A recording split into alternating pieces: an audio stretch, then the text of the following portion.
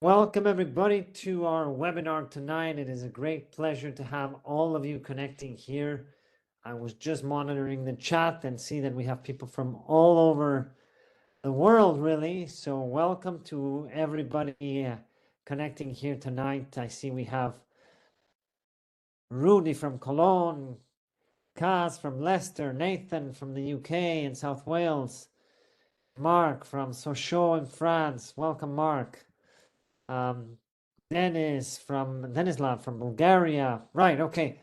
The list goes on and on. So welcome to all of you here tonight. My name is Diego Valdes, and I'm going to be leading the webinar tonight. So tonight is an opportunity for you to understand how to optimize your career search, your career development in the football industry.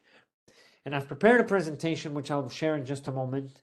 But the aim of tonight is not to talk about, any magic bullet, silver bullet. It's about refreshing some concepts. It's about providing you some insightful tips based on our experience, having worked with a lot of students, a lot of aspiring professionals, a lot of working professionals that go on to have success in the football industry. So that said, let me begin sharing my screen so that we can connect with the presentation. And that way we can begin the session. So there we go. So everybody should see the presentation on screen. Let me just open up the chat box here to make sure that all of us are connected. Yes. Okay. So as I mentioned, today's webinar is titled How to Get a Job in the Football Industry. And you're going to see that we cover some points, we cover some tips for you to gain some insight, get some ideas as to how you can optimize your search in football, which of course we all know is a very competitive sector. Now, we always like to hear where you're connecting from.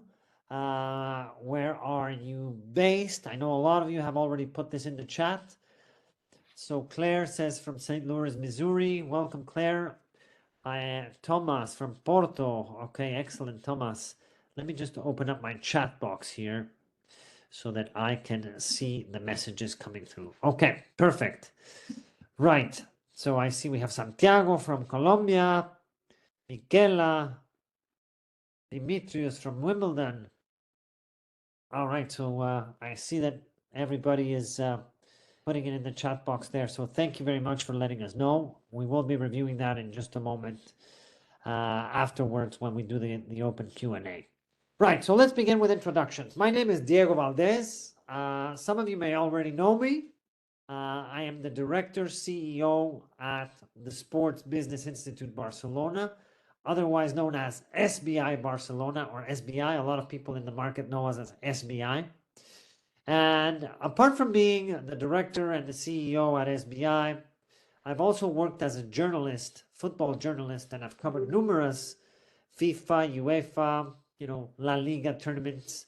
So I don't do that anymore as often. From time to time, I will go to some event, but I'm more now into what I do on a day-to-day basis, which is leading the Sports Business Institute here in Barcelona, helping professionals get to that next stage in their career so that they can either start a career in football or transition into a career in football or further develop in the football industry if they're already there. I'm also a member of the Spanish Sporting Press Association, and I hold a master's degree in sports management and an MBA. But enough about me, because tonight is not about me, it's not about us, it's about you guys. It's about what value we can bring to you in the hour or so that we're going to be connecting during this webinar. A little bit about SBI, just for you to get some background. We established in 2012, so that means we have over 13 years experience having been in the education field, specifically for the business side of football. So since our inception, we've always specialized in the business side of football. Despite our name, which is Sports Business Institute, we've only focused solely on the football industry. And that has allowed us to establish ourselves and gain a foothold in the industry. We are, of course, based in Barcelona, so if any of you ever visit the city, please come by to our office. We'd love to host you and see you. Although most of what we offer is online programs, which are blended with some live sessions And all the while, the aim is for professionals from anywhere in the world. They can educate themselves through our platform, through our courses, and having an opportunity to have access to some of the top experts in the field. In those 13 years plus, we've had over 3,500 students come through our doors and our virtual doors from, last time we counted, I think it was 87 countries. So literally we've had people from all continents, many, many parts of the world that have trusted SBI. And one of the things that I mentioned before is in this time, we've been able to connect, establish relationships with a lot of the top clubs, federations, leagues, agencies, tournaments, and also some top professional footballers. Right. So here's a little bit of a snapshot. As you can see, this is some of what we do at SBI. We have some blended courses. We have some courses that are fully online. We do some consulting work, like you see there in Saudi Arabia. We've done quite extensive work there. And we've also worked with some really high-level professionals, individuals in the football industry, like Javier Mascherano. We're very proud to say he collaborated with us. So that's obviously a very big name. Now the head coach of Inter Miami and always very much involved with FC Barcelona, as you probably know. Wes Morgan, who you see on the top right-hand corner, is another interesting player that did a master's program with us. Wes Morgan, obviously captain of Leicester City for many years, and he actually raised the Premier League trophy when Leicester City won that miraculous year, the miraculous Premier League about 10, 12 years ago. So anyway, that's a little bit of what we do. We've also worked a lot with women's football. So some of the pictures you see there are from women footballers. There's Beth Mead, who was a champion with the English national team when they won. And obviously some of those are also some of students that have done courses with us. So we don't only just work with high profile individuals. Anybody's welcome in our programs that fits what we're looking for in the application process and that is looking mainly to get to the next level in the football industry. Again, here's just a little bit more reference. Some of the people that have done the course, which are professional footballers. Troy Deeney, Matt Ritchie from the Premier League. And we have some women footballers as well. Carlos Sanchez. From the women's game, we've had Danielle van der Donk, who played for the Dutch national team for many years. Nathaniel Shalaba as well, who played for the English national team. So all this to say that professionals in the football industry have entrusted us and have done programs with us, which of course we're very proud because a lot of these guys are superstars that are known worldwide. And for them to select SBI as their institute of choice to complete their studies and to get to the next level after their career, is taking a next transition. We're very, very proud of that. But like I said before, not just the high profile football players come through our virtual doors. We also have people that perhaps were not working in football and ended up working for some of these clubs that you see here on screen, leagues, federations. So we're very proud to say that a lot of the students that have finished our programs are now established in the football industry. And in fact, they are now collaborating with SBI because as former students, they always enjoy coming back and sharing, their input once they're established. Right, but like I said, tonight is not about us, it's not about SBI, it's not about me, it's about you guys. So what are you going to learn? What are we going to cover in this webinar? Number one, we're going to look at the 4 main factors based on our experience at SBI that will determine your success in this industry. So we're going to look at those 4 key pillars, 4 key factors that you should be thinking about. So make sure to grab pen, paper, jot them down because we're going to talk about them and you're going to see why they're so important. We're also going to look at career paths in football. So we're going to explore what are some of the pathways that you can take in football. Because a lot of times people think, well, this is what I want to do. That's where I want to take my career. But there's many, many other options in football, and we're going to look at those. So stay tuned because you're going to probably learn new ways that you can enter the football industry that perhaps you hadn't considered. We're also going to look at some tips to improve your communication, your networking, and your personal branding. A lot of this will be refreshers. I mean, I'm no guru, I'm no expert in this, but we'll refresh some concepts that hopefully will stay with you and you can take on after we finish the webinar to begin implementing in your next steps. And then at the end, I will talk about our master's program, our Master in Football Business Management, which starts in the fall. So we'll have some time for that, and I think some of you may be interested if you're looking for a next step in education. But before we get to that, we have a lot to cover. And then finally, number 5, we're going to open it up. We're going to have a live Q&A session, and I'm going to be here as long as you want to answer your questions and potentially help you as to some of the challenges, some of the struggles that you may be facing. And it'll be my pleasure to provide my input. Like I said, I have no crystal ball. I'm not an expert. I'm not a guru by any means, but I do have a lot of experience. I have worked with many, many professionals that have started out, and then once they've done programs with us or have done consulting work with us, have taken their career, their businesses, and their professional life to the next level, which of course is what we want for you. And I think that's why you're here, right? If you're doing this webinar, if you're attending this webinar, it's probably because you're looking at how you can get ahead. So let's kick it off. Sorry. Firstly, is this webinar for you? Are you in the right place? Well, let's have a look here. Are you currently studying, or are you a recent graduate that just finished your bachelor's degree in any discipline? It doesn't have to be sports or sports management. If that's your case, you're at the right place. We're going to talk about how you can get to the next level. If you, however, are already working, perhaps are working in a different sector, maybe you're working in marketing or in finance or in communications, but not in sport, not in football, and you want to transition, you want to take those skills that you've learned, that you've acquired, and potentially explore a career in football, you're also at the right webinar. And then, of course, if you're working in football, maybe you're at a club, at a league, at an agency, and you feel like you've reached a peak and you want to take your career to the next level and are exploring your options, this webinar can also provide value and insight to you. So no matter where you fit in, and maybe in the chat box, just let me know which of the categories you would mostly associate with. Are you on number 1, number 2, or number 3?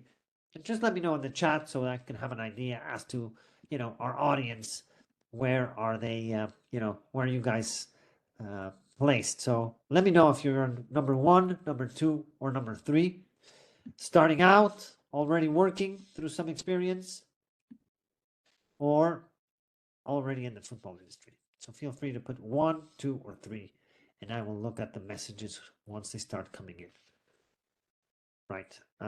Okay, so we see that Aishatu says 3, Zach, number 1, so just starting out. Claire, number 2, using a law project, we want to be in football. Very interesting, Claire.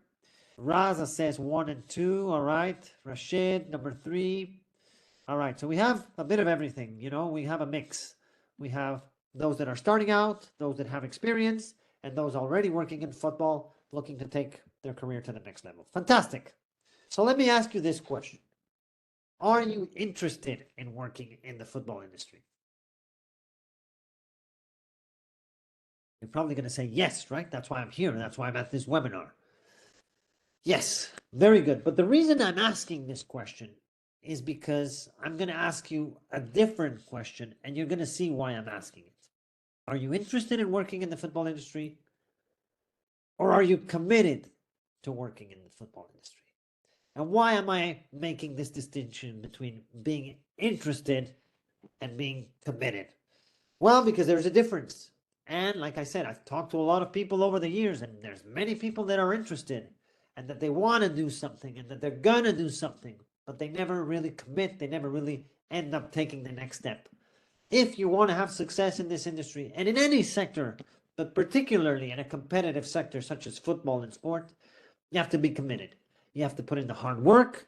You have to go the extra mile and sometimes work harder than everybody else, because if you want to break in, get yourself noticed, you're going to have to put in, as they say, the heavy lifting. But I'm sure that everybody here is committed, because you wouldn't be at this webinar if you weren't dedicating valuable time out of your daily life to come and listen to this webinar. So I'm sure everybody here is committed, but I just want to highlight that because there is a difference. And many times when things get hard, when you gotta, put in the extra effort, there's a lot of people that don't continue, and those are the ones that unfortunately don't really see the results. But if you do stay the course and you commit yourself, might not be today, might not be tomorrow, but eventually you're going to start seeing that doors will begin to open up. I can guarantee it if you put in the hard work. And we're going to look at how to work hard, but also smart in this webinar. So, some very basic ones. And again, not rocket science here. What do we need in order to land a job in football? Well, it takes persistence, it takes dedication, it takes hard work. This one I would highlight, it takes patience. A lot of people want to get the results sooner than what they really can get the results. So it does require that you have an element of patience, an element of waiting for your opportunity, but continuously working day in, day out towards your objective. And of course, passion. I think everybody here does have the passion because it's an industry that, we're very, very much interested in working in. As professionals, sorry. I'm just getting over some allergies, so I apologize if I have to take a little bit of a break from time to time to get a sip of water. I was mentioning passion, of course. Everybody that wants to work in football or sport has that passion, has that emotion that oozes out of them, and that they say, well, I wish I could work in this sector, right? So we're going to look at how to do that. So what are those key factors that I mentioned before to get ahead? Well, let's begin breaking them down. Number one, knowledge about the industry and how it works. Seems pretty evident, right? But if you don't have the knowledge, what happens? Well, you're in a disadvantageous position with those that do have that knowledge. So you have to find ways on how to acquire that behind the scenes, that industry knowledge that allows you to understand how the sector works more than just looking at it from an outsider's perspective. So how do you acquire that knowledge? Maybe through some previous work experience in football or sports, perhaps leveraging experience from other corporate sectors, having an industry recognized qualification. So those are some areas that perhaps you can look at on how to optimize. But the main gap that you should be looking to fill is the knowledge side. How are you going to get knowledge? How are you going to understand how sponsorships are signed? How are you going to understand how an agent negotiates with a player? How are you going to understand how an event is, run when it comes to a football tournament or a football, tournament? So all of these things, maybe you've seen them on TV, maybe you followed the game, but you need to understand it from the insider's point of view. And we're going to look at how we're going to be able to assist you in that. But number one area gap that you should be looking to fill is the knowledge side. Now, there's a lot of resources out there. You can stay up to date with the sports business press. Obviously, you can do some courses like the ones we offer or some of the other institutes that offer very, valuable educational programs. Maybe there's ways where you can listen to podcasts. So no matter how you get your input and your information, always try and get as much knowledge on the business side of the sport, because that's going to be essential for you to take your career to the next level. So that's number one, knowledge. Make sure you're able to get as much knowledge as you can to gain an advantage and to be in a position where your profile becomes competitive because you know the ins and outs of the industry. Number two, in any sector, this is important, network. In football, even more so. It's a closed sector. So how do you get to amplify your network, to build meaningful connections, to have opportunities to get assistance from professionals that are already in football? Well, maybe you have some personal relationships. Maybe you have an uncle that works at a football club. Maybe you have a friend that works at a federation or an agency. Whatever it may be, perhaps that's a way where you can, reach out. But the reality is that most people don't have that. Most people are starting from scratch. They're looking to build a network. So one of the things you should be looking to do is see how you can build your network and start adding value, whether it's through offline or online channels. Obviously, in this day and age, we have a lot of channels like LinkedIn, Instagram, X. There's a lot of platforms now where you can reach out to professionals, begin amplifying your network. Again, it's not always easy because you have to build that network slowly. But that's the other gap that you should be looking to fill. All right. So I'm not talking about so much the solutions now. I'm looking at what the pain points are, what the areas, the gaps that you should be looking to fill. And we're going to look at how to fill them later on. But obviously, network, trust, building those relationships. You can also build a network by attending conferences, football events, or like I said before, maybe some educational courses that allow you to, enter a community and start having opportunities to build that connection and that network. A lot of it comes down to trust. A lot of it comes down to adding value. And we're going to look at ways on the right ways to network and connect with people and the not so good ways to reach out because you always want to be adding value. So we're going to look at that a little bit later on in the webinar. So that's the second point, building your connections and your network. So we've looked at knowledge, we've looked at network. Number 3, this is sometimes the biggest pain point, the biggest challenge for people.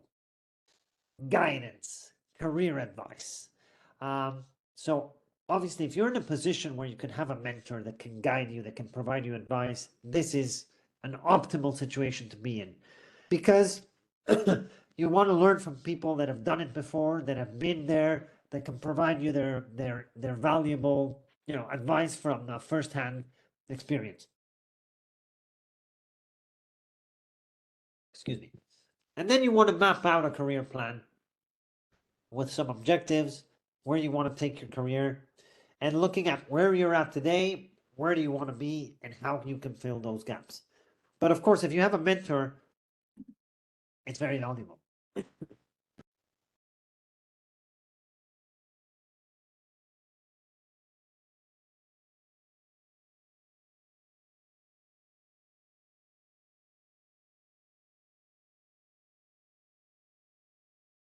I'm very sorry. I hope I can continue, but I do have a very bad allergy today, and I hope I can continue this webinar. So please bear with me if I have to take a bit of a break. Right. So let's go on to the next one. Football experience. So you want to gain firsthand experience either through volunteer work, through internships, or maybe some actual work experience in football. So if you're able to do this, again, it's an opportunity to fill that gap. So just to recap, you want to have an opportunity to have insider knowledge on the industry.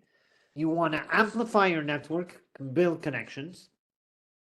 You want to aim to have a mentor or have an opportunity to have someone that guides you so that you can accelerate your path in the football industry. And then finally, look for practical experience. Look for work, either through internships, volunteer work, pro bono work, etc., so that you can gain relevant football experiences. So if you're able to fill those 4 gaps, you're going to see that you're going to begin to build a profile that becomes more and more competitive in the market, and you're going to get noticed. So if there's anything that you can take away from this webinar tonight is work on those 4 pillars. Build up the knowledge, build up the network, aim to find a mentor, and then gain some experience firsthand. If you're able to do those 4 things, you're going to be on a good way, on a good track to optimizing your career. We're going to look at how to do that a little bit further on in the webinar. So we're going to provide you actual tips on how to acquire that opportunity. So you may be wondering, well, what types of jobs are out there in the football industry? Are there really that many jobs? And the reality is that there are. It's just that sometimes you got to find them and you got to look in places where perhaps you haven't looked before. So today, in this day and age, there's a lot of opportunities to look for jobs because a lot of organizations are posting on LinkedIn. They're making their adverts for job vacancies public. So there is an opportunity to find the jobs. You just got to find the right places to look for those opportunities. Now, the marketplace. Well, you may be thinking, well, what type of market job opportunities are out there, and what type of Are there really that many roles involved? Well, these are some statistics from about 5 or 6 years ago. And there was a report from a consulting company called AP Kearney, and it said that I believe that was the source. Approximately 550,000 sport-related companies across 204 countries around the world. So that's the latest estimate that this consulting firm had. 600 billion, that should be in singular, $1 billion estimated worth of industry worldwide, and roughly 10 million people employed in sports at a worldwide level. So there are jobs, there are opportunities across the world. It's not jobs just in the UK or in Spain or in Europe. There are many football jobs across all continents, but it's just about finding a way that you can become competitive with your profile so that you become attractive and appealing to those, recruiters and employers, and also to understand where or what type of jobs are available. So this is an image from a football match, right? And it looks like it's a Champions League match from a while back, or a FIFA World Cup match, perhaps. Regardless, how many football jobs do you think you could see in this picture here? And this is a good exercise that is sometimes used, trying to identify where the jobs are in football. So if you look at this picture, you can see that there's a couple of football clubs there. So there's jobs at football clubs, and not just 2 football clubs, but if we're talking about a league, we're probably talking about 18, 20 clubs if you're in some of the top divisions in Europe. And then football clubs are not just in the first division, right? We have football clubs all across the football pyramid. So there's jobs across many football clubs worldwide in different divisions. But it's not just about the clubs. There's governing bodies that organize these matches. There's leagues and tournaments that also organize the matches. So there's many, many jobs available. And sometimes people think, well, if I want to work in football, I want to work for my favorite club, or I want to work for a football club. And that may be a good avenue to start, but there's many, many more opportunities. And sometimes you can start building your experience in football in other areas that are not necessarily football clubs. So like I said, there's federations, there's governing bodies, there's marketing agencies, there's licensing agencies that work with football clubs licensing their products. Of course, there's roles in the media. If you want to pursue a job as a journalist or as someone that works in the broadcasting side of things. There's sponsoring brands. Many brands, of course, are involved in football. There's organizations, for example, car companies, airline companies that have special divisions that work in marketing that align themselves and partner with football clubs or football properties. There's foundations, there's educational schools or academies or institutes such as us. Of course, there's the medicine side of things. There's digital and social media, the whole connectivity. This day and age, there's a lot of investment firms as well that want to invest in football. So there's a lot of private equity firms. There's a lot of football finance organizations that work specifically with football clubs. There's the whole VIP hospitality. And then some of the other more operational roles, whether it's security, lighting, obviously the construction of the stadium, the pitch, coaching, transportation, leisure, health. So there's many, many roles. And of course, there could be much more areas that we could outline in this slide. But all this to say that it's not just about looking for your dream job at your dream football club, but sometimes you can start your career at an agency.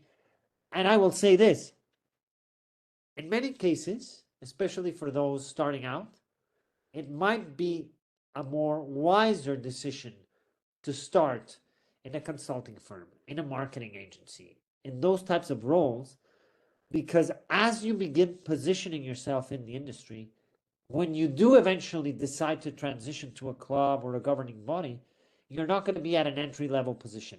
So if you're looking to start your career now and you're looking at only football clubs, odds are that if you don't have a lot of experience, you're going to start further down and you're not going to have as many opportunities to be in a more senior position. Obviously, it depends on each experience that everybody brings, but sometimes I've seen it in many cases in people that we've worked with they've gone on to have a lot of success by having their first role in football or sport be through a consulting firm, a sports marketing agency, a brand, and then when they do the leap to a more football related organization, be it a club, a league, or a federation, it allows them to enter into a more mid manager role or senior position. So, something to keep in mind. Right. So, a little bit more on statistics. In the football industry, according to reports by the Premier League from about 4 or 5 years ago, so this is a little bit dated, so obviously probably grown in the numbers by now. But over 6,000 people were employed by the Premier League and its clubs. So that was the latest statistic from about 4 or 5 years ago, as I said. Then, if we look at the Premier League and the Premier League club supply chains, whether we talk about agencies, whether we talk about representation firms, law firms, media companies, etc., there's over 65,000 roles in football. And this, again, is just in England in the Premier League. So if you multiply this, throughout Europe, throughout the rest of the world, obviously the numbers will vary. But what I mean is the market, as we saw in the previous numbers, is continuously, growing and evolving, and there are roles available. And then over 100,000 full-time equivalent jobs supported in the UK. So same idea here, that the jobs that support the football industry, there's a lot of roles involved in football. So it is important that you begin understanding and visualizing where you want to be, where do you want to take your career to the next level. And the first thing that you should try and begin to brainstorm is what you want and why you want it. All right. So a lot of people say, I want to work in football. Yes. Okay. But where? Why? What is your reason behind it? And if you unpack that a little bit further, you're going to see that you're going to start understanding how to build your pathway a little bit in a more clear fashion. So it takes a lot of introspection. Then, second point, which is also important, visualize yourself. Where would you like to see yourself in football? Where would you fit in? Where do you think you'd like to be? Where you wouldn't like to be? So sometimes people say, I want to work as an agent. That's great. Other people may say, that's a role that doesn't appeal to me. It doesn't, fit in with where I want to go. That's absolutely fine. But you got to start thinking about where you want to go, where you want to take your career, because the more you visualize it, the more you see it, and the more you begin taking action towards that goal. And then finally, breaking it down. How will you acquire that knowledge, the contacts, the mentoring, the experience, like I mentioned before, to get ahead? So start thinking about these areas in order to visualize where you want to be. Now, if we take it to the next step, when you are applying for jobs in football, employers, whether it's clubs or leagues or agencies or brands, etc., there's 3 things that they really want to know. All right? And we're going to break them down. They can ask you in a whole wide array of areas, but really it comes down to 3 things. Number 1, can you do the job? So going back to what we said before, are you qualified for the position? Maybe you have an aspiration to work at a football club, but you don't have the knowledge. So if that's the case, then you need to find ways to upskill yourself. Do you have the knowledge and the skills? Again, we talked about that already. Do you have any previous experience? So they want to know, can you do the job? And the ways that they look at this is, are you qualified? Do you have the knowledge? Do you have any previous experience? And if you're in a situation where you don't have that as of now, you got to start looking at ways how to optimize that. So we're going to break it down a little bit further, but try and think about how you can prove that you can do the job. I remember, and this is a personal anecdote from my journey, I remember when I first started out, and I'm talking about 15 years ago, I always thought, I know I can work in football. I know I can add a lot of value. But I had no contacts. I had no experience. I had no knowledge. But deep down inside of me, I knew that I had something to add to the table. But I was frustrated because I thought, how do I prove it? How do I manage to prove this to employers or to potential opportunities when I talk to someone that I can be of value to this organization. And you're probably in a situation similar to that now, where you think, I know if I'm given the chance, I can perform, but it's just about getting that chance. And the reality is that in order to get those chances, you need to put in the work, like I said before, upskill on the knowledge, amplify the network, you know, get opportunities to know where to take your career, whether it's through mentors, and also gain practical experience. So if you're working on that, you know, you can build a little bit more on your profile. So can you do the job? Secondly, they're also looking at, will you do the job? So are you here for the right reasons? Are you more than just a super fan? Do you have the right motivation? Let's face it, football is a business, and football clubs, when they hire professionals on a business perspective, they don't want people that are going to be there wanting to take pictures with the players or getting autographs or trying to get in where they are not supposed to be.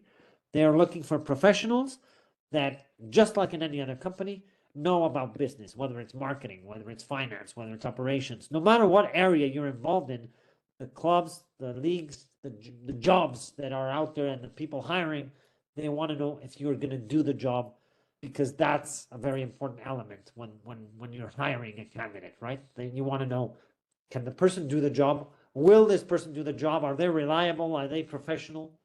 And then finally, are you going to fit in? Are you going to fit in with the culture of the organization? Can you relate to that culture? Is your current situation ideal for the position? So, for example, I put this as an example very often. If you want, say, for example, to work, some people may say, well, my dream job is to be in the media department at a football club. I'd love to work in communications and media. Great. Perfect. That's absolutely a very legitimate goal. But let's just say, in a hypothetical situation, that you've just had a baby, right? You've just had a recent family member join your family, right? Whether it's a son or daughter, whatever. And the job requires you to be traveling 2-3 times per week, and you also want to be at home with your new family.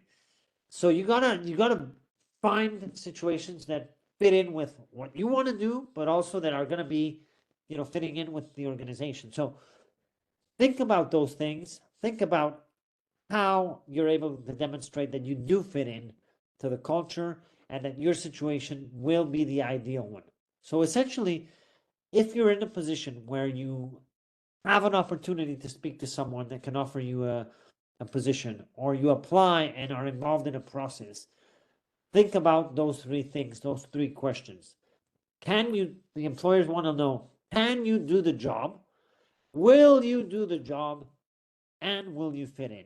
If you tick those boxes, you're going to be in a good position to potentially be the right candidate for that job. Now, of course, when you're in an interview process, they don't just ask you, can you do the job? Will you do the job? Will you fit in?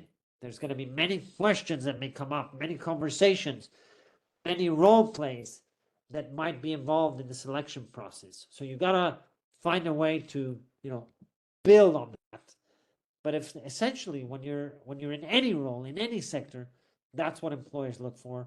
And the questions that may come your way may be different, but they're looking to get those three things to understand if you're the right person for the role. So those are the things that you want to keep in mind if you do get a chance to have an opportunity to be involved in a selection process. Or sometimes opportunities in football are not made public.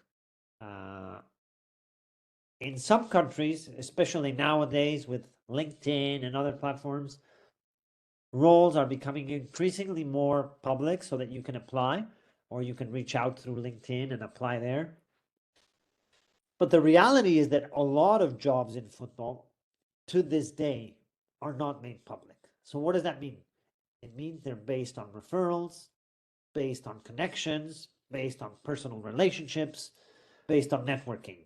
So think about that as well when you're looking at opportunities. It's not just about what jobs are out there in job sites and LinkedIn or other social platforms, but it's also about how you can get involved in the industry so that you can be in a position to connect with people that might be able to offer you a role or an opportunity, even if it's just an internship, even if it's just a position where you can do part-time or a volunteer work.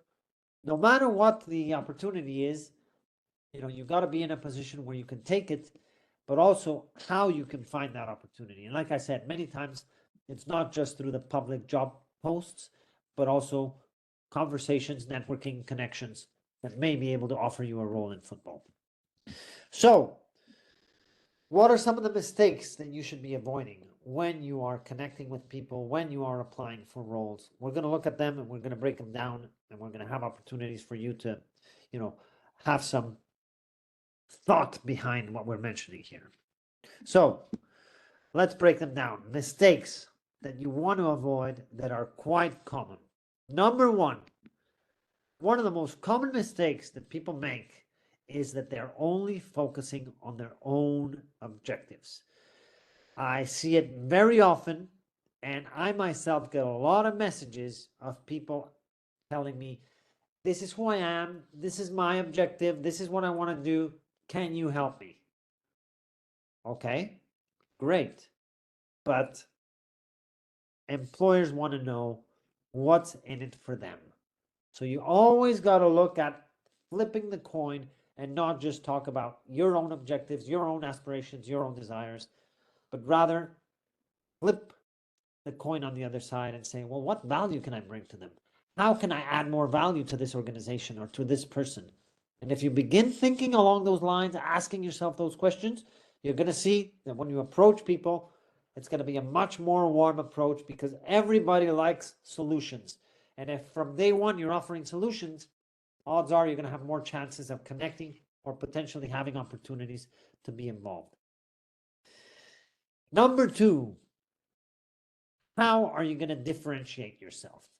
As you can imagine, clubs, leagues, federations, brands, agencies, etc., they receive thousands of CVs in a year, and sometimes hundreds in a month, or sometimes thousands in a month if you're talking about some of the clubs that everybody wants to work at.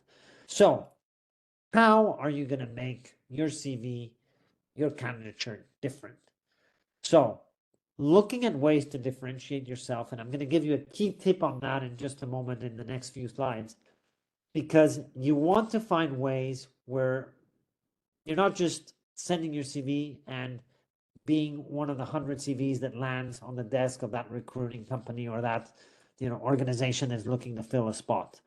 How are you going to differentiate yourself? I have a specific tip that you want to take note on that I think will be very valuable for you, and that's coming up in the next couple of slides, so stay tuned. Again, number three, don't ask what the club organization can do for you, but rather, how can you add value? One of the good ways that you can begin differentiating yourself is thinking of how you can potentially, again, provide a solution to a challenge that this organization may be facing. So not just saying, this is who I am, this is what I want, but rather, this is who I am, this is what I'm looking for, and by the way, I think that I can help your organization in X, Y, Z because of, whatever it is that you want to outline. So it does, like I said before, it does require hard work. It does require some research. It does require for you to be in a position to come prepared. But if you do, you're going to see that the approach is going to be much more different. And again, number four, very much linked to the other one, which is focus on what you can do for the club or the organization, right? Again, I see it time and time again. I get numerous LinkedIn messages. In fact, I just received a couple today that say, how can you help me in my career? I'm looking to work in this organization or this club, or is there a role open in your organization? And all I have is their CV. I know nothing about what potential value they can bring to SBI. So if I don't know that, it takes work on my side to try and guess and think about how that person can add value to our organization. Well, all the other football organizations are thinking the same way. They're not just waiting for the magic CV to come in. They want to know how you can add value, especially if you don't have that much experience. It's very different. And I always put this example just to drive the point home. And it's a very obvious example. But if your CV says that you have experience working for Manchester United, for FIFA, and for UEFA, then yes, odds are that your CV, when it lands in the recruiters or in the clubs or organizations where you're applying, that it's going to get noticed. Why? Because you have very relevant experience. So right off the bat, they will assume that you can add value. But the reality is that most people are not in that situation. Most people don't have 5 years working at UEFA and 3 at a club and, another 4 at another organization. Some do, but most of them don't. So how can you add value? Make sure that you can focus on what you can do for them, how you can bring value to the table. And if you think along those lines, I would say, and I always like to say this as well, don't position yourself just as a candidate. Imagine that you are a consultant. Imagine that you're positioning yourself for the job, but that you're not just an applicant. You are a consultant and you're there to provide solutions. And if you think along those lines, odds are that you're going to be in a much more advantageous position to either land the role or get the door open to have an opportunity to interview or to have a conversation with someone.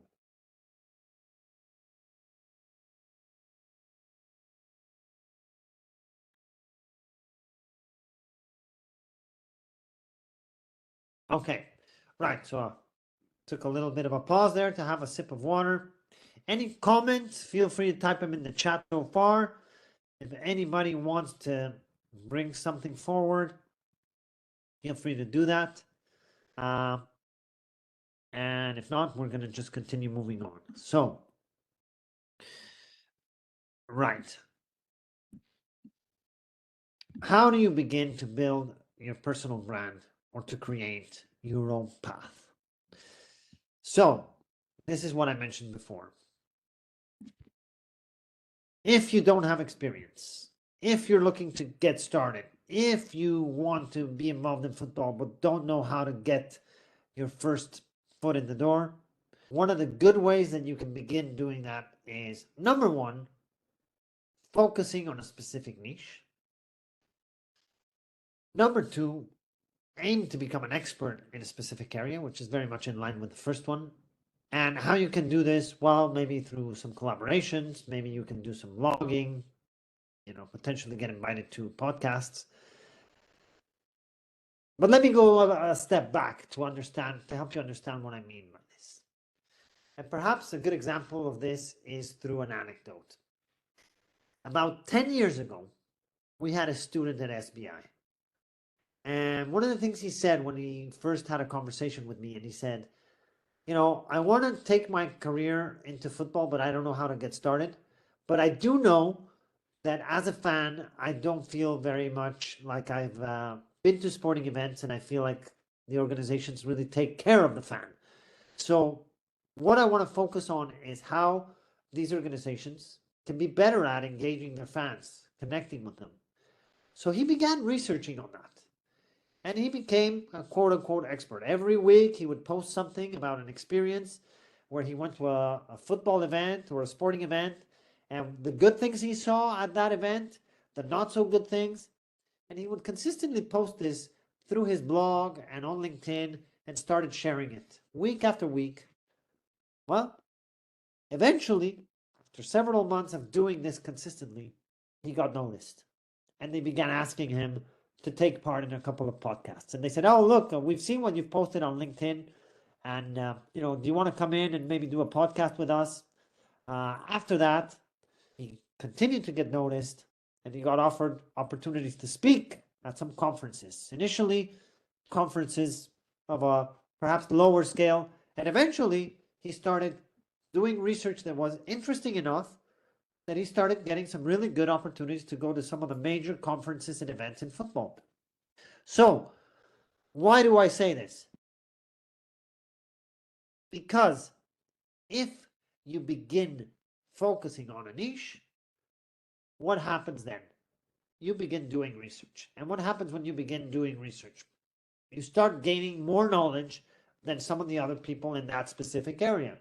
And don't forget that people at clubs, people at leagues, people at agencies, no matter what football organization you talk about, they don't have the time to do this research. They don't have the time to understand that specific area that you might be doing a lot of work on.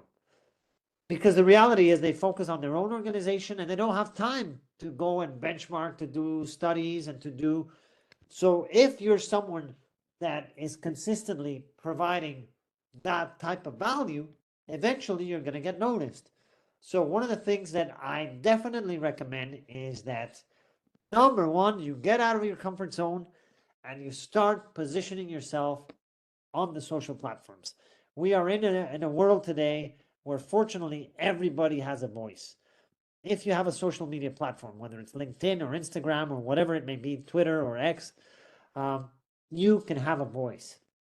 So if you begin, and LinkedIn is a great one for this, because if you can begin doing a post or a blog of whatever the area. So one of the things that you should aim to look at is what area would I be interested to become an expert in or research in? Maybe you can do some research on some of the sponsorships in your country. What are the sponsors of the main clubs in your league in your country? Maybe do a benchmark report of the two main clubs in your country. What sponsors do they have? Who has more sponsors? Who has potentially more revenue? And you post this. And this is very valuable information. I mean, don't forget, there's consulting companies that specifically have people employed to do this type of research. So if you do it on your own and you do it in a way which is easy to consume and adds value, believe me, you're going to get noticed. But the first thing that you need to do is you got to get out of your comfort zone and you got to start posting stuff out there and begin finding a niche for yourself. And if you do, again, it won't be overnight, but you start building the pathway, the blocks for you to get noticed. So again, there's a lot of information here that you're going to take away, but think about it. Think about what type of value can I bring to the table? And you don't, and we gotta get rid of this imposter syndrome. If you do good research, if you take the time to do something of value, it's gonna be of interest to a lot of people. If you do something with AI and you just do it quick and dirty and you don't do your research and you don't put critical thought, don't bother doing it because it has the opposite effect. If you do that, people are going to say, well, this is wasting my time because I could have put that on the AI platform myself.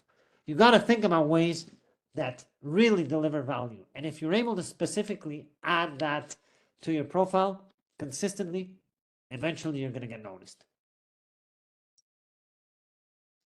So think about that. Anyway, going back to the story that I mentioned, this individual that I talked about, after consistently posting about fan engagement, eventually he landed a role at a Dutch club in the first division, one of the top clubs. And off the back of his experience there, he's gone on to work in consulting firms in football. He's gone on to work in media, work in football, and he built a career basically for himself. So think about that. It's not always what opportunities are out in the market, but how potentially you can create opportunities for yourself, right? You know, I don't want to go off on tangents here, but if anybody has seen the movie La La Land, have you guys seen that movie, La La Land? Maybe you've seen it. Anyway, one of the key takeaways from that movie for me was the main protagonist was having a very hard time getting auditions and getting roles to become a Hollywood actor. So what that person did in the movie is she created her own screenplay, and once that screenplay was, performed, one individual noticed, and that was the beginning of the career for that, that protagonist in the movie. So obviously that's a movie, that's Hollywood, that's glamorous, and it's something that we think it's easy. But if you put in the work, if you don't have an opportunity right now because your profile doesn't have any experience or you don't have any specific knowledge, that's one way that you can begin upskilling and getting knowledge on the industry. Doing the research, putting it out there, positioning yourself, and you're going to see that eventually people will notice you. So think about that. And even think about it if you're in an organization. Maybe you're already working at a football club, but perhaps you're typecast into a specific role. Maybe you've worked on the performance side of football, but you think, well, I want to do more than that. I want to move into the business side. How do you transition from being, you know, typecast as being someone that just knows about performance and on the pitch type of training? Well, one way to do that is to begin positioning yourself as an expert in the business side by having a niche where you can look at. Right, so think about that. I know I'm talking a lot here, but hopefully that's sparking ideas, and your brain is now thinking about what you could do to position yourself in that situation. Right. So obviously, when you apply for roles, they want to have a proven track record of success. You want to send your CV with a cover letter. Again, these are very standard ones, which probably we can skip through here. Highlight how you can add value to the organization. We talked about that. Don't always target the top clubs, organizations at first. So sometimes we have this approach where we want to focus in the number one organization where we want to work. But like I said before, sometimes the best approach is to start working in a different type of role, so that eventually you can land a role in football in your dream job, so to speak, later on. So think about your first role in football, not just as your dream job, but more so as a stepping stone, an area where you can specialize in, gain experience to eventually take your next step in football. Right. Now, this goes back to what I mentioned before about how you can differentiate yourself. If you're not finding roles in the industry, one of the good ways that you can approach this is outreaching cold to potential organizations or professionals in football in these organizations. So what do I mean by this? Perhaps, let's say let's just say you are in, for hypothetical purposes, you are in Germany. Let's say you're in Germany. And you have looked at the different roles that are out there, but none of them fit with what you want to do. You haven't seen many offers. One of the ways where you can potentially find an opportunity for yourself is approach a particular football club, not necessarily the top clubs, but maybe some of the clubs further down the football pyramid in your country, because don't forget, those are the ones that have less resources and have the most need. But that aside, if you focus on approaching those types of clubs, what you could do is what I mentioned before, reaching out and saying, I'm so-and-so, here's my CV, and this is what I've done. But on top of that, I've done some research on your club, and I think that there's opportunities to improve in X, Y, or Z. Now, you have to be cautious of how you word it, because you don't want to be positioned as arrogant or as someone that knows more than them. But what I mean by this is, maybe you can do, let's just say you want to work in social media or content development at a football club. Maybe what you could do is you could send them a report and say, look, I've done a benchmarking report on how some of the other clubs in this German division, whatever it may be, are using social media. And one of the good ways that I find some of these other clubs are doing, which could be used in this club. So stuff like that goes a long way, because it won't guarantee you a position. It won't guarantee you an interview. But what it does do is it differentiates you from the pack. Because if you're on the other side and you receive a CV, and on top of the CV, it has some type of solution or report that is already adding value to them, you're going to get noticed. So even if there is no roles or no opportunities, odds are that the reply is going to be much warmer, and they're going to say, well, we don't have an opportunity now, but thank you for sending this in. We're going to keep you in mind. And most likely they will remember you. That's in a worst case scenario. And in a best case scenario, what could happen is they say, look, we like what you sent. Come down for a chat, and potentially there's an opportunity for you to collaborate, even if it's an internship, even if it's a non-paid job, volunteer, doesn't matter. You get your foot in the door, which is what you want.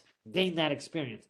Because let's remember, once you have some type of experience on your CV, is much easier to build on that than if you don't have any football or sports experience. So your main objective, if you have never worked in the football industry or in the sports industry, is how you can get your foot in the door. And the best way to do that is reaching out, doing volunteer work. And if you don't have opportunities because there's no job offers, create them for yourself. And again, this goes back to my original question. It won't happen with just one of these, outreach initiatives. You may have to do 10, 15, 20, 30 of them. But it doesn't matter. All it takes is one. If one of them replies and says, yes, we want to bring you on board, or yes, we want to have a conversation, then it's worth it. So to quote a football analogy, or to do a parallel with a football analogy rather, it's like those great goal scorers. What do? They're always shooting on goal, and most of the time they don't score, but one or two that go in, that's all you need to win the match. Well, same here. If you prepare something, eventually you're going to get noticed. And again, I'm going to give you another story anecdote, just so you know that this is not just fluff, and this is just wishy-washy type of stuff. It does work. A few years back, about 8 or 10 years ago, I was on a business trip, and I was meeting with the club Sporting Portugal. And I always mention this anecdote because it stayed with me for many, many years. And we had the meeting, and at the meeting, there was an American guy working for the club in social media. So I asked him, and I said, it's interesting, I was raised in North America, so it was interesting. And I asked him, how did you land this job? And I mean, you're an American and you're working here at Sporting Portugal. And he told me, and he said, well, I'm half Portuguese, I'm half American, but anyway, the real reason why I landed this role is because I contacted the club cold, and I sent them a report on all of the first and second division clubs in Portugal and what they were doing when it was their social strategy. So this guy took the time to do basically a report for this club. And I said, well, what happened then? How did you land the job? And he said, well, look, I sent the email with my CV and with this report. And a few days later, they contacted me and said, come down for a chat. We want to know what you're all about. And off the back of that same day, I started doing some tasks and volunteer work. And little by little, he became the digital manager for the club. Obviously, it took some time, a few years. But once he got his foot in the door, after that, it was easier to move on. So think about this. Maybe there's a second division club in your country. You can do this outreach and say, look, whether it's, and you got to do a little bit of thinking here. Sponsorship, social media, whatever it may be, player recruitment, if that's your thing. And nowadays with AI, you can inspire yourself on a lot of topics that potentially you can put together, but don't just focus it on ChatGPT and AI. Give it your critical thought, give it your personal input, add value, and you're going to see that potentially you can create opportunities for yourself. It's not easy. It doesn't always happen on the first go, but eventually, if you do this in the right manner, you're going to get noticed, and you might be able to open up some doors for you. Now, this is not just to do it standalone. This can be something you do in parallel to potentially applying for jobs or networking and talking to people that might be able to offer you an opportunity. But this is a way that a lot of people don't think about or don't take the time to do.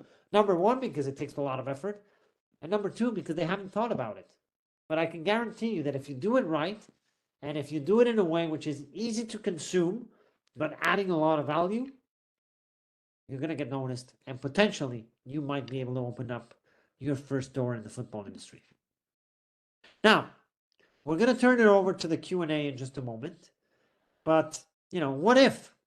That's the question that I'll ask here. What if? Sorry, let me just go back to my slide here.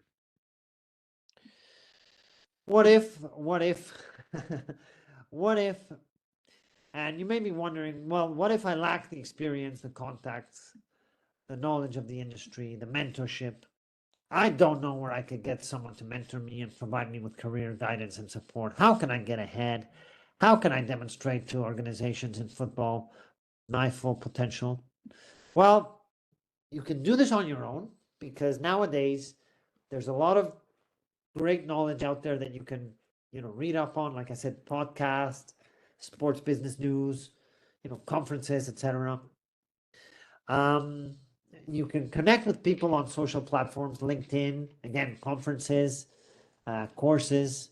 You can aim to find a mentor. This is a little bit more difficult because you really need to know someone or be the right match for someone to really take you on and dedicate time out of their busy schedule to help you in your career path. And then also look for experience.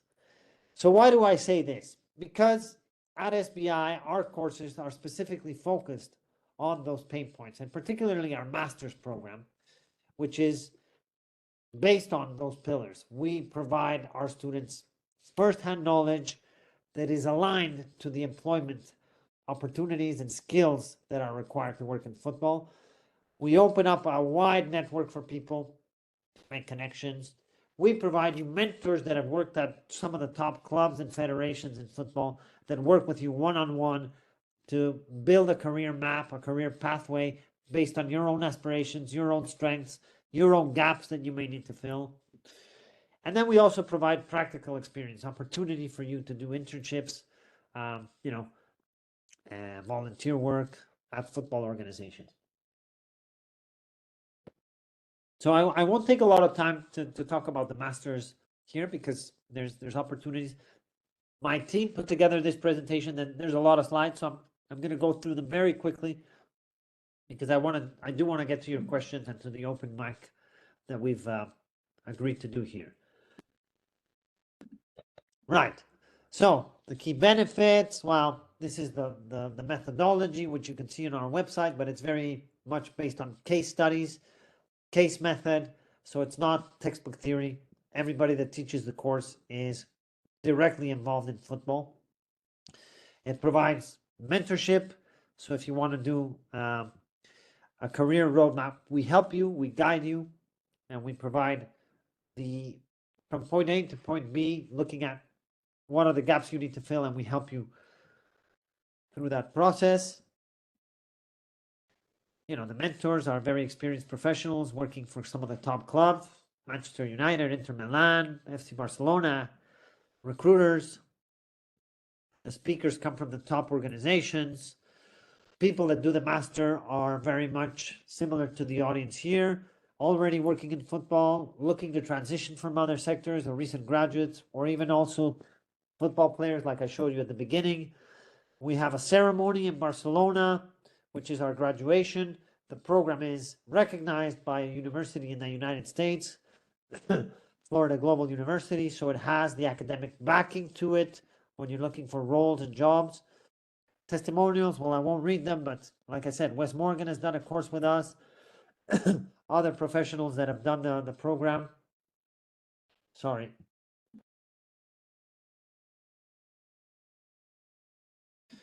I hope I can get through this here. But very quickly, the application process, you have to send us your CV, your cover letter. We have a call with you. And these are the facts of the program. It starts in October. It's 8 months. It's in English. And the fee you see there, which can be broken down into several installments, which is $7,500 for the whole year, includes all of the live sessions, 8 months, one-to-one mentorship, conferences, live experiences, internships, you name it. Everything that we covered today as to how you can optimize your opportunities, this is a one-stop shop in the master. Obviously, you can do it on your own. Everything that we talked about today, you can do so with your own tools and path. So you don't necessarily have to do this program. But if you do choose to do this program or any other program out there in the market, can help you because usually they bring together these different areas. The curriculum is based on football. So like I said before, the application is online. You send us your CV, your cover letter, and then we review it and provide you feedback. There is an application fee of 120 euros, which is no risk. If you apply and you don't get accepted, we refund the 120 euros. So there's no risk in applying. If you don't get selected, we refund the application fee, and we provide you feedback as to why you were not selected, right? So something to keep in mind. Again, I don't want to go too much into this because I want to focus on your questions, and that's what we want to do now. So let me open up the chat and see if we have any specific questions here for you guys to begin bringing to the table. So 1 second as I open up the chat. Sorry, let me go back here. And in fact, let me stop sharing for now so that I can see the chat a little bit better. Right. So, wow, there's a few questions here already. So let me try and get through them and see. Gabriel says, I think starting small is very vital. I want to have a football club eventually, but right now I'm starting out as a football agent. I will eventually suspend the license when I have made enough money to purchase a football club, but the network I'm gathering now will be much useful. The football sponsorship I took from SBI last year has been very helpful.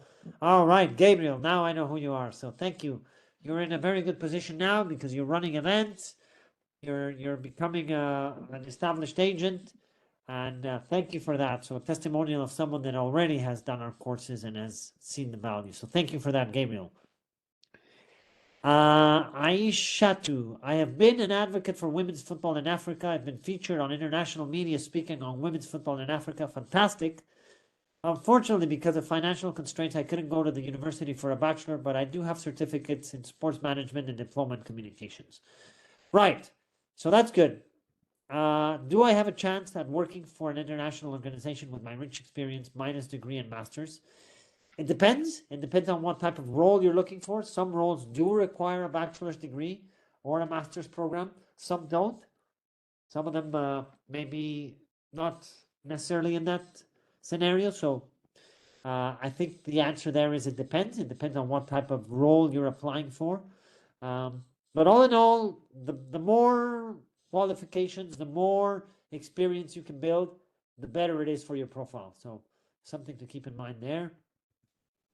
Zach, I am currently doing a thesis on fan engagement for my studies. Could I have access to the content related to the example you used? Yes, so a good person to follow on fan engagement, Baz, is a person by the name of Baz. I'm going to put him here. Bas Schnatter, I think that's how you spell it. He's a Dutch professional. Go look for him on LinkedIn, Zach. He does a lot of work on fan engagement. Someone that I would definitely recommend that you follow. And you're going to see exactly how he built his path and where he is today. Right. Let's have a look here at some other ones.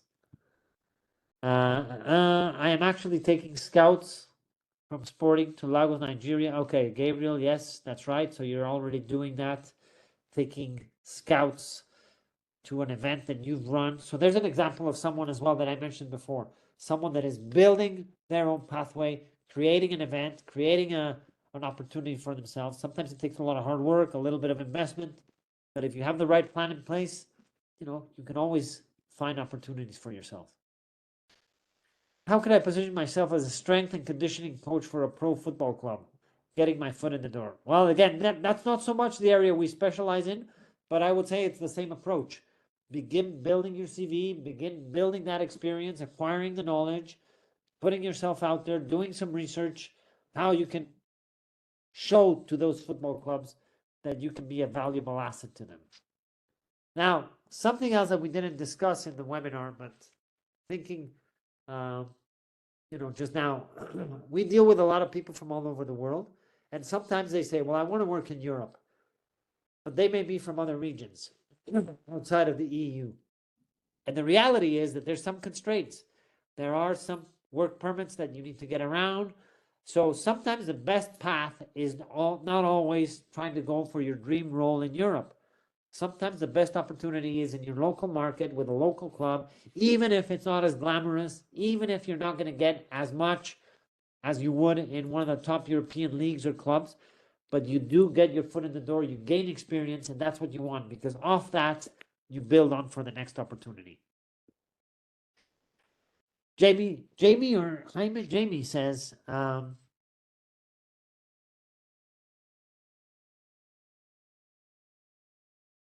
Sorry, why is this going to automatically end here? No, sorry. I'm not sure why that message came up. Thanks for your presentation. For people transitioning from a non-football career, how would you suggest they deal with their personal brand on LinkedIn?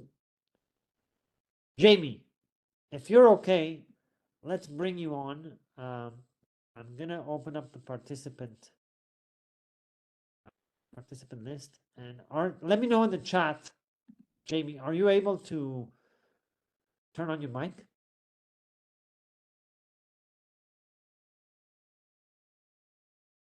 If I give you access, Jamie, do you can you speak, or are you at work? Well, let me go in and try and sort that out with Jamie. Jamie, I'm gonna unmute you, and hopefully you can come on and speak. So let me know if the request to unmute yourself has come up. Oh, There we go. perfect. So welcome. Thank you. Thank you for your presentation.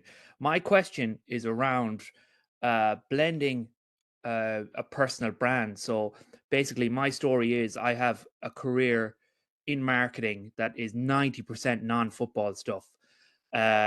10% of that has been sort of building up my own kind of fan community online. So I run a successful Twitter account in football. I have a website, a blog in football, but I find that kind of they don't fit together on LinkedIn.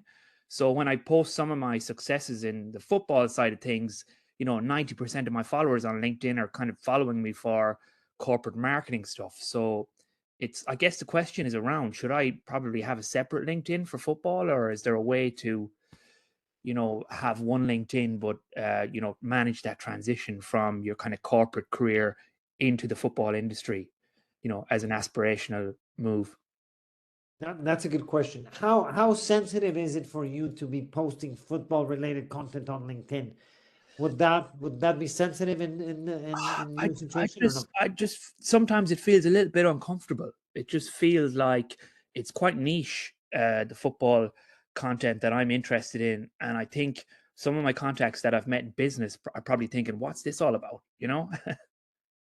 Right. So which sector are you in, Jamie? So Just to I have a specialist interest in Argentinian football, and I run a fan community and the largest English speaking Twitter account for any club in Argentina, which is Newell's Old Boys English.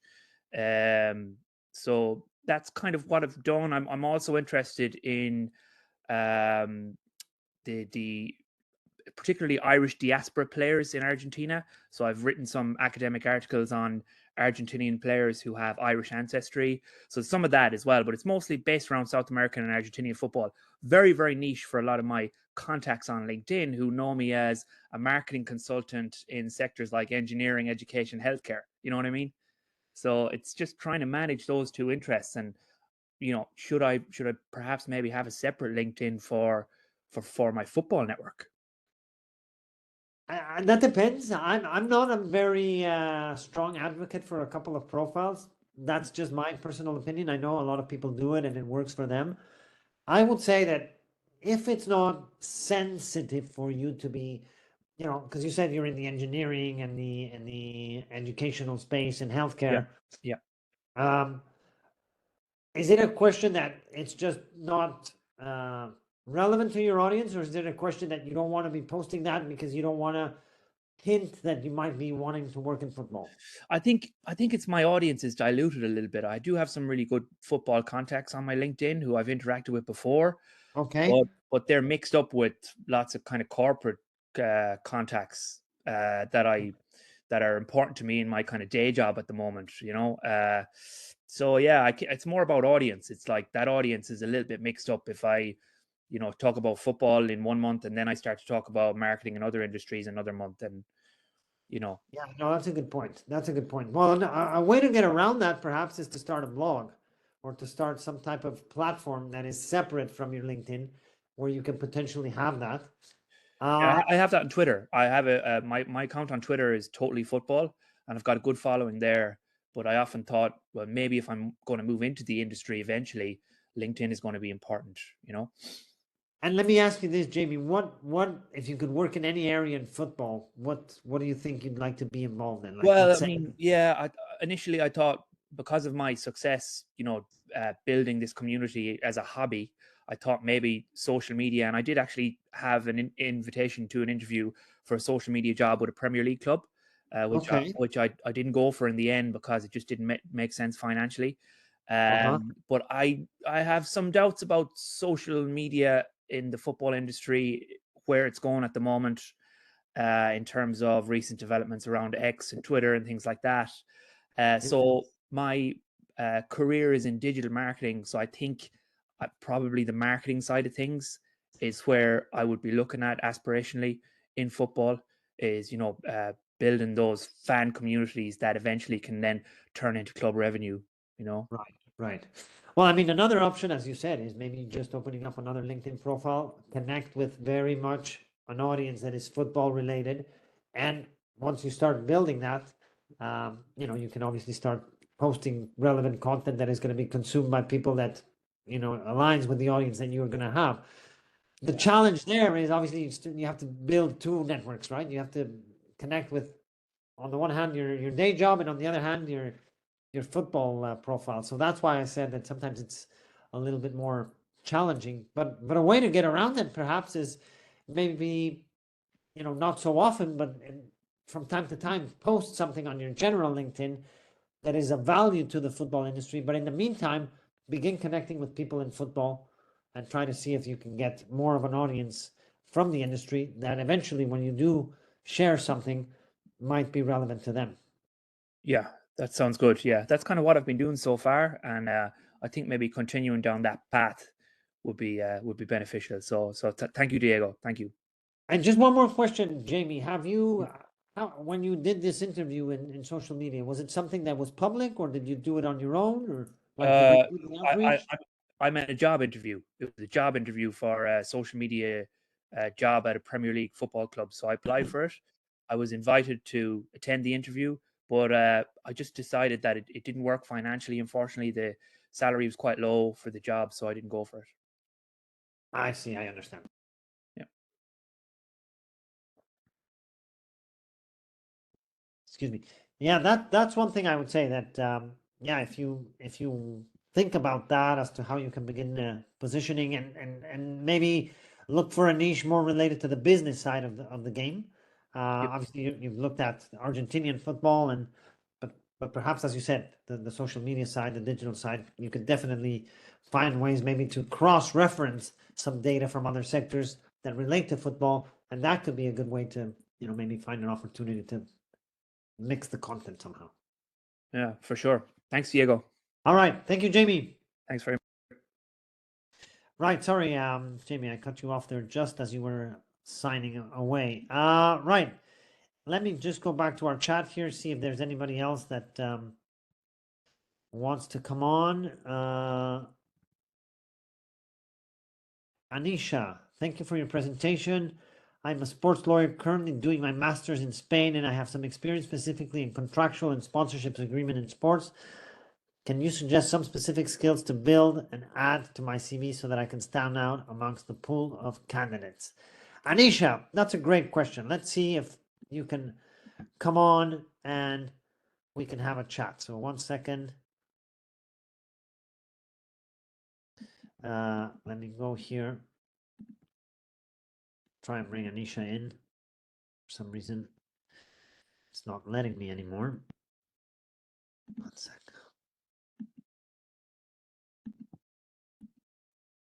Right. For some reason, Anisha, I cannot unmute now. So let me just go back to the question, because I wanted to bring you on so that you could speak and tell us a little bit more and contextualize more your comment, but nonetheless, we'll see how we can address it here. So the question is, she's doing her master's degree as a sports lawyer.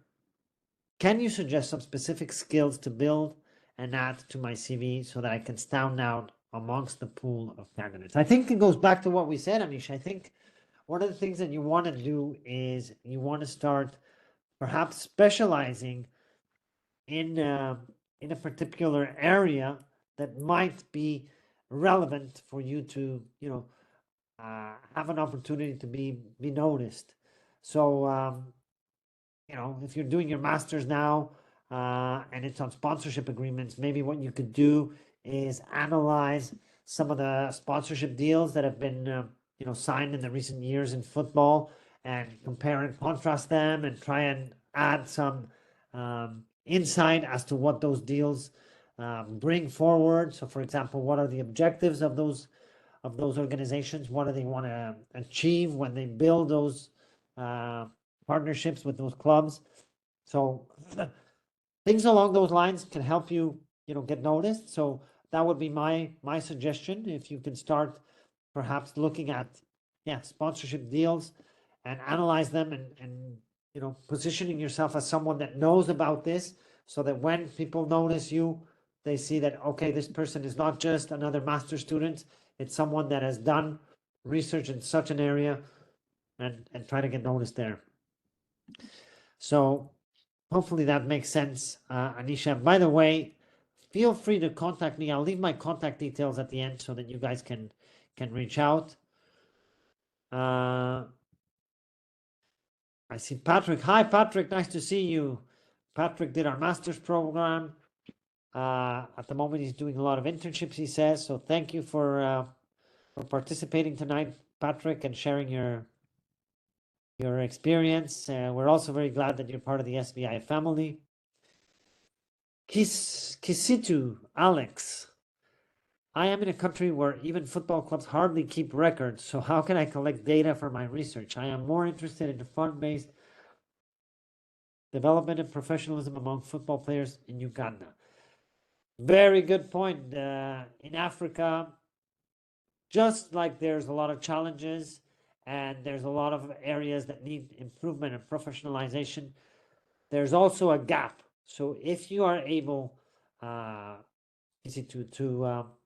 become someone that is relevant in your market, potentially that there's more and more opportunities for you to maybe begin working either in the league or the federation or some of the clubs. I understand that football in Uganda is not as professionalized or not as strong as in some of other European countries.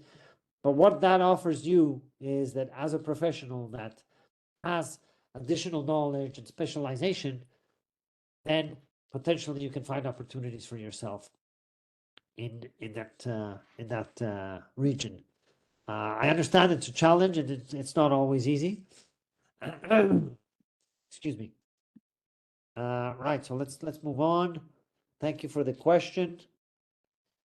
Blair says, I don't have an X, but would love to see your content, Jamie. There we go. So we're starting to build a little bit of a connection here, networking between some of the participants. So that's great. Hopefully you guys can connect and share some of the content that you guys are putting forth. How do you grow connections on LinkedIn with football experts? Well, the best way is just to build the connections by asking to connect with people.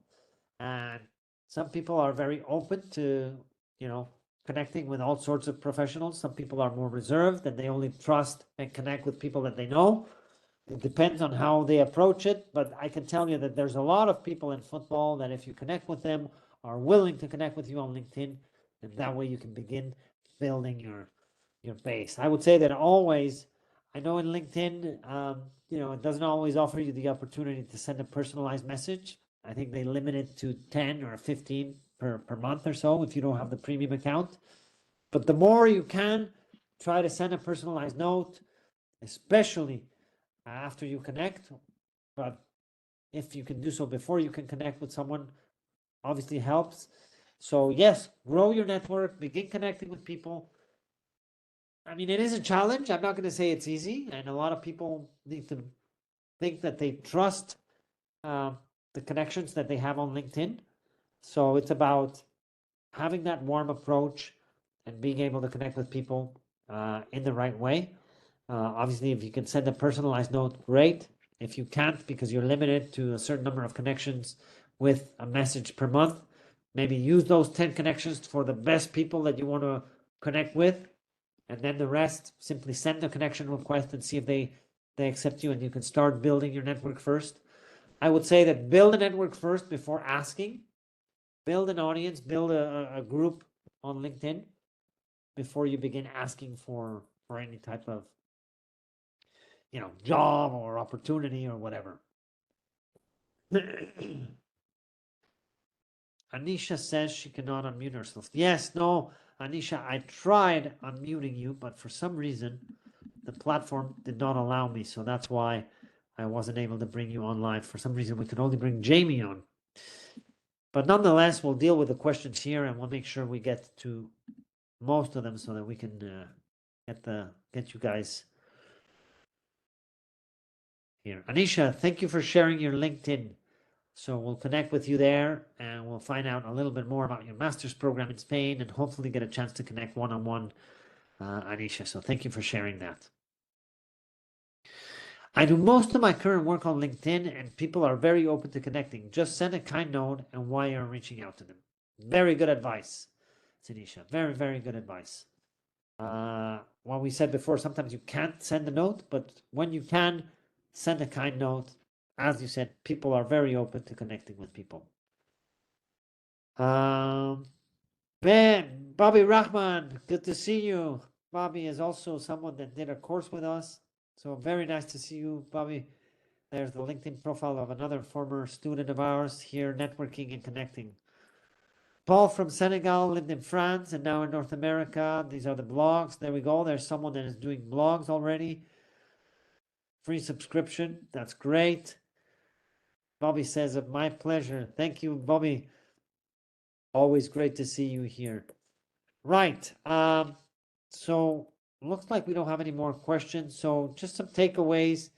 Make sure you build your network, begin connecting with people.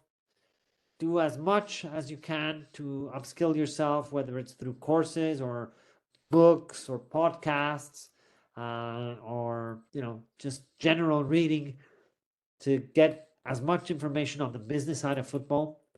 Aim to have some type of mentorship or guidance that can allow you to take your path and help you accelerate, and then obviously look for opportunities to gain some experience.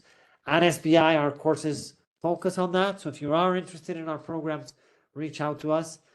But obviously always open to connecting with people. So thank you very much. Colin, nice to see you. Graduate from the football marketing and sponsorship course with us. Yes, Colin, I am currently doing volunteer internships at Cape Town City Football. And I know that your internship came after you did the course or while you were doing the course with us. So that's very rewarding for us, Colin, to know that, when you were doing the course, it opened up some doors for you in your market in South Africa. Ayanda, do you have any ties with the South African Football League? So we do have some contacts, Ayanda. We have some contacts in some of the clubs, not so much the league itself, but we do have some contacts at Melody Sundowns, Kaiser Chiefs, Pirates. We've worked with some of those people. I did a conference in South Africa about 10 years ago in Johannesburg. So I still keep in touch with some of the people there. So potentially there's an opportunity for someone that I may know that could be interesting for you to connect with, Ayanda. So anyway, get in touch with us and potentially we can help you there.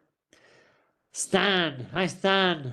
I know that Mark is applied to our master's program, and we are reviewing candidatures.